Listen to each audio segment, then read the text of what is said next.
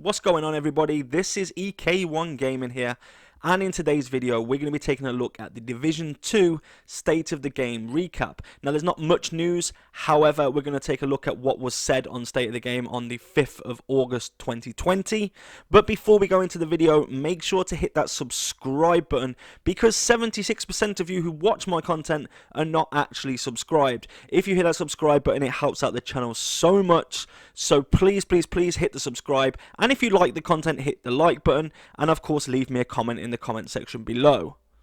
So now getting into the video, yesterday Yannick, Johan and Hamish did a State of the Game.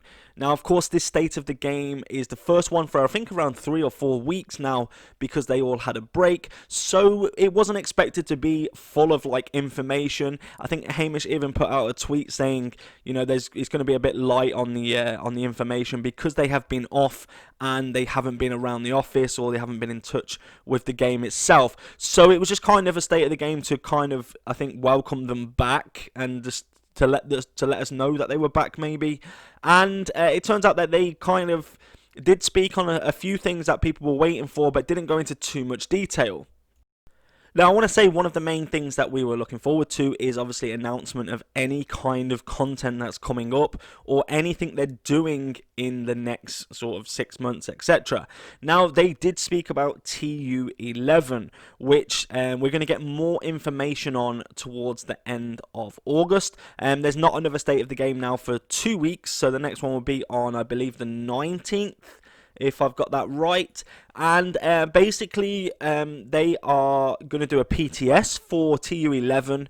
Again, it's a little bit disappointing because it's only on PC, but if you are a console player, you've got to understand that it does take time for them to be able to get the PTS signed off on consoles. That's not an excuse, because of course they have time. They could have set this up ages ago and then just said, look, we're going to release it. I don't know how it works properly, but I know on Division 1 we had the console PTS and it seemed to go down really well, especially because I was a PlayStation player back then. So for me, that was absolutely amazing to be able to test the PTS on a console.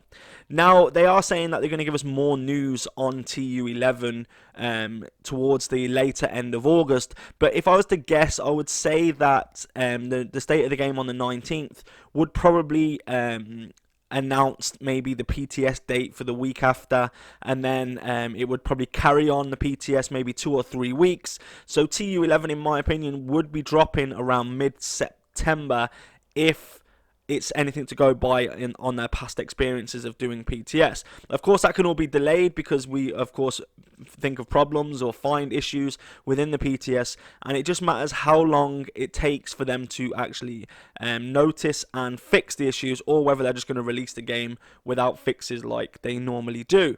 Now, along with TU11, they are going to be addressing the rainbow loot. So that's something that everybody's like been talking about for ages now. You've kind of fixed the loot, as in the rolls are getting better. However, the rainbow loot drop rate is too high. Now, they said they're going to address it and they're looking into it. So that to me is a good sign, but let's just wait and see what they actually do with it.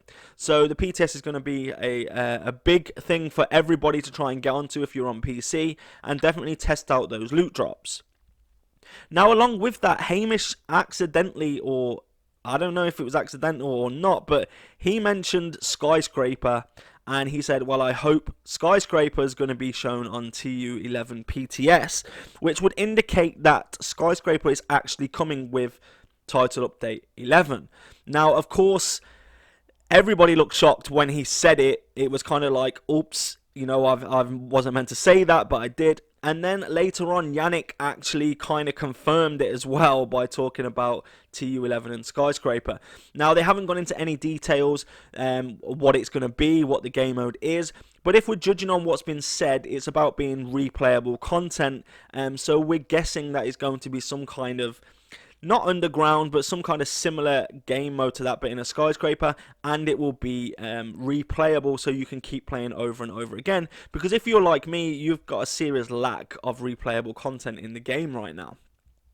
Now, along with that, there is a question. Is it paid or is it free? So somebody asked the question, you know, if you've got Warlords of New York, do you have to pay for Skyscraper? And it was kind of avoided. If you ask me, I think personally they are going to charge separately for Skyscraper, but I don't know, because some speculation is if you've got Warlords of New York, Skyscraper will be free, and if you haven't got Warlords of New York, you will have to buy Skyscraper or Warlords of New York to get access to the Skyscraper mode. It would make sense that they didn't want level 30 and level 40s playing Skyscraper. I don't know how I feel about that. I think they shouldn't be locking things behind paid expansions. However, you know, in my personal opinion, I think that they just want the money from people. So I think regardless, we're going to have to pay for Skyscraper. That's just my opinion. I might be wrong, so don't take that as gospel. But if I'm having a guess, that would be my guess completely. So along with that, there were obviously some questions about fixes and what they've fixed. Of course, they fixed the polarity event, and they explained briefly what caused that to happen as well. I'm not going to go in and bore you with those details, but basically they fixed the polarity event, and they retroactively gave everybody the rewards, which upset a few people, because a few people actually stopped playing the event while it wasn't working, hoping that they would just extend the event instead of just giving everyone the rewards retroactively. So it's kind of kicking the teeth for some people that didn't do the event. For me personally, I don't care about those events. They don't really give me anything that I need in the game. But for people that want to complete the game, they are obviously showing upset. They're upset. They're annoyed at this, that they should have had, you know, an extension on the event instead. Now, along with that, they was talking about the PS4 blue screen issue, which, you know what, guys, I have been fighting to get this fixed for a long time. Even though I hardly play on PS4, I don't think it's fair that PS4 players cannot enjoy the game, or try to enjoy the game even, without getting blue screened. Now, they said that they're currently investigating this, but my point is they've been investigating this since August 2019. This is 1 year later, and they still have no further progress. If anything, it's got worse over time, and it's even more frequent now than it ever was before. They said they are looking into it still, but they have no current updates. They also spoke about the Keener issue, where you go to kill Aaron Keener, and the drone makes him immune, and you can't kill the drone, etc., and it stops you from progressing. Now, there was also another bug on top of that that I failed to mention in my last video, is when you do complete Keener, you kill Keener, nobody can join on you, your friends can't join on you, so it's like a progression block. So you used to have to log out, go back and do it all again, but no one could actually join on you after that fight. So they're aware of this, they're going to look into it, and they said they will fix it. They haven't given us any dates for that though. The question was then asked about stash space, and basically they said they can't really find a way to increase the stash space right now, because when they doubled it before, that was kind of their maximum capacity. If they do it anymore, it will cause performance issues in the game, but they're still actively looking at ways to maximize the stash space. On top of that, there was mentions of a roadmap, and basically they avoided the question. If we're being honest, when asked about the roadmap, they completely avoided it. They kind of said, yeah, there is new content coming in the near future, we'll be able to talk about it in the near future, but it doesn't look hopeful for us actually getting that roadmap that we want, to be able to see what's going to happen when. Of course, we get the manhunts, and the newest manhunt is the Huntsman. Of course, that's going to be there. There's going to be GE events, you know, Season 2, etc.